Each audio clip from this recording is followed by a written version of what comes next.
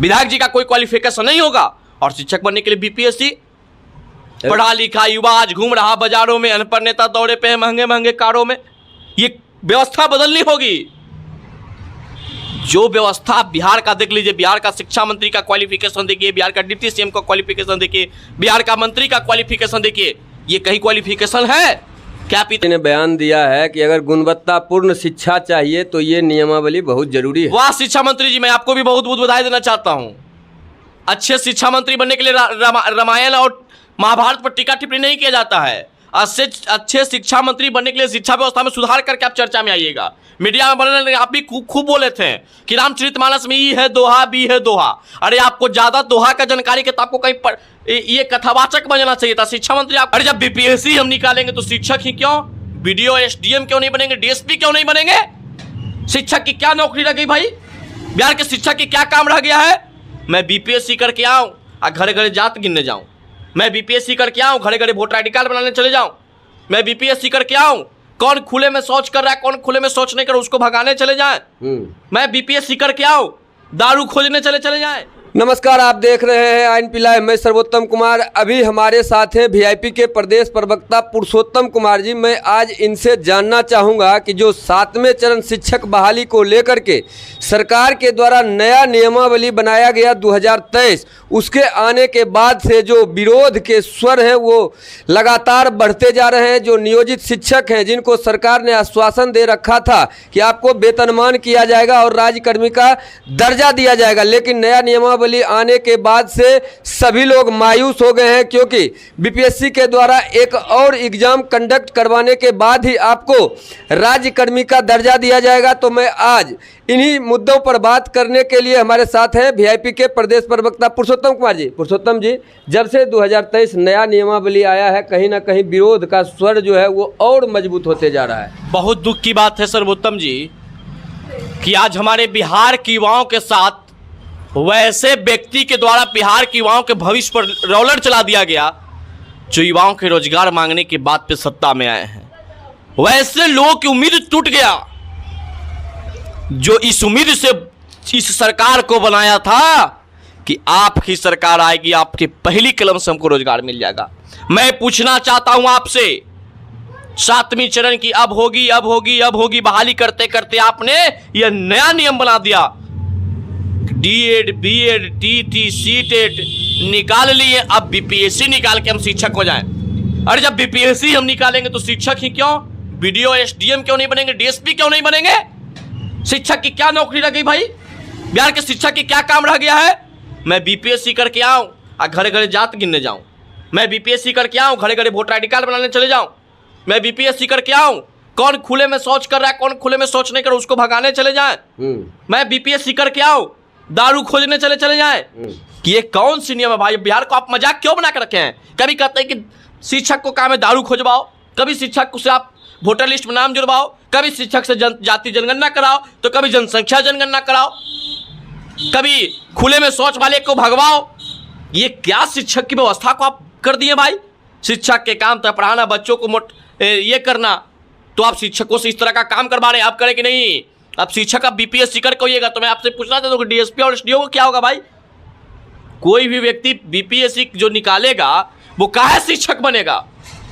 आपके यहाँ क्या व्यवस्था है बिहार की शिक्षा के लिए? भैया शिक्षा, स्वास्थ्य, रोजगार की बात करते हो, बिहार फेल है। नीतीश कुमार जी कुछ दिन पहले अपने आंख के इलाज के लिए दिल्ली चले गए थे, क्योंकि उनको पता था कि बिहार में जो आंख का इलाज होता है उसमें आंख फोड़ दिया जाता है। आंख फोड़वा हॉस्पिटल में डॉक्टर बैठते हैं, दाहिना हाथ टूटता है, बायां हाथ का प्लास्टर होता है। इसी बिहार का कारनामा है। नसबंदी को हाइड्रोसिल को ऑपरेशन कराने जाइए, नसबंदी कर दिया जाता है, इसी बिहार में होता है। तो बिहार का स्वास्थ्य व्यवस्था, शिक्षा व्यवस्था, रोजगार व्यवस्था क्या है आपको पता नहीं है? सड़कों पे लोग चिलमिला बैठ रहे हैं, कहीं डीएड चाय वाला तो कहीं बीएड चाय वाला, कहीं एमबीए चाट वाला तो कभी एमबीए फोचका वाला खुल रहा है। शर्म नहीं आती है? कल शिक्षा मंत्री ने बयान दिया है कि अगर गुणवत्तापूर्ण शिक्षा चाहिए तो ये नियमावली बहुत जरूरी है। वाह शिक्षा मंत्री जी, मैं आपको भी बहुत बहुत बधाई देना चाहता हूं। अच्छे शिक्षा मंत्री बनने के लिए रामायण और महाभारत पर टीका टिप्पणी नहीं किया जाता है। अच्छे शिक्षा मंत्री बनने के लिए शिक्षा व्यवस्था में सुधार करके आप चर्चा में आइएगा। मीडिया में बनने आप भी खूब बोले थे कि रामचरितमानस में ई है दोहा, बी है दोहा। अरे आपको ज्यादा दोहा का जानकारी के तो आपको कहीं ये कथावाचक बनना चाहिए था। शिक्षा मंत्री आप कैसे बन गए? आप आए हैं नियमावली शिक्षक की उच्चतम व्यवस्था बनाने आप आए हैं। आप जाइएगा जिस विद्यालय में लोग पढ़ते हैं उस विद्यालय में आप अपने बेटे को पढ़वाइए ना। बीपीएससी से शिक्षक चुन रहे हैं ना अपने परिवार वाले, उससे अपने यहाँ मंत्रिमंडल में बैठे तमाम मंत्री के सदस्य, आपके पार्टी के तमाम विधायक, तमाम एमएलसी प्रत्याशी, एमएलसी, पूरे विधायक, सो आप कसम खिलवाइए कि मैं अपने बेटे को सरकारी विद्यालय में पढ़ाऊंगा। और जिस दिन यह कसम खिला देंगे, मैं आपको चैलेंज के साथ कहता हूं, शिक्षक बीपीएससी कर क्या चाहे यूपीएससी कर क्या है, बिहार का शिक्षा व्यवस्था बदल जाएगा। कभी नीतीश कुमार जी सर्टिफिकेट दिखाओ नौकरी पाओ करके बहाल करवाए हैं जो नियोजित शिक्षक हैं, लेकिन अब फिर इन्हीं के सरकार में चार लेयर बना दिया गया है शिक्षक बनने के लिए। देखिए, सर्टिफिकेट दिखाओ नौकरी पाओ तो यही बिहार में है, जाति बताओ और आरक्षण पाओ। तो ये सिस्टम जो है ना सर्वोत्तम जी, से निकलना पड़ेगा बिहार को। कितना बेहद दुख की बात है कि अपना जात बताने के लिए मुख्यमंत्री जी पटना से अपने गांव कल्याण बिघा रवाना हो गए हैं लंबे काफिला के साथ। उस काफिला के आज जाने का खर्च भी कम से कम 1 लाख से ऊपर होनी चाहिए। सिर्फ जात बताने के लिए गए हैं कल्याण बिघा। बताइए कितना खर्च हुआ होगा। उतना खर्च में बिहार का शिक्षा व्यवस्था बदल जाता। जितना 500 करोड़ रुपया जात गिना जा रहा है, अगर 500 करोड़ रुपया विद्यालय पर खर्च कर दिया जाता तो बिहार की अच्छी शिक्षा व्यवस्था हो जाती। मैं क्यों पढ़ाऊंगा सरकारी विद्यालय में जिसका पेमेंट मिलता है 5 महीने बाद? कौन शिक्षक पढ़ाएगा मेहनत के साथ? सबका पेट है, सबका बाल, सबके बच्चे हैं। विधायक जी का पेंशन 1,35,000 चाहिए। विधायक जी का कोई क्वालिफिकेशन नहीं होगा और शिक्षक बनने के लिए बीपीएससी। पढ़ा लिखा युवा आज घूम रहा बाजारों में, अनपढ़ नेता दौड़े पे महंगे कारों में। ये व्यवस्था बदलनी होगी। जो व्यवस्था बिहार का देख लीजिए, बिहार का शिक्षा मंत्री का क्वालिफिकेशन देखिए, बिहार का डिप्टी सीएम का क्वालिफिकेशन देखिए, बिहार का मंत्री का क्वालिफिकेशन देखिए। ये कहीं क्वालिफिकेशन है क्या? आप इतना पढ़ेंगे तो ये मंत्री बनेंगे, इतना पढ़ेंगे तो ये मंत्री। कुछ हो रही है, आपको मंत्रिमंडल मिल जाना तय है। आप बाहुबली भी रहिए, आप अपराधी भी रहिए, जीत के आइए आप सदन में, आपको मंत्री बना दिया जाएगा। लेकिन आप एक शिक्षक है तो आपको बीपीएससी करना पड़ेगा। ये कौन सी नियम है भाई?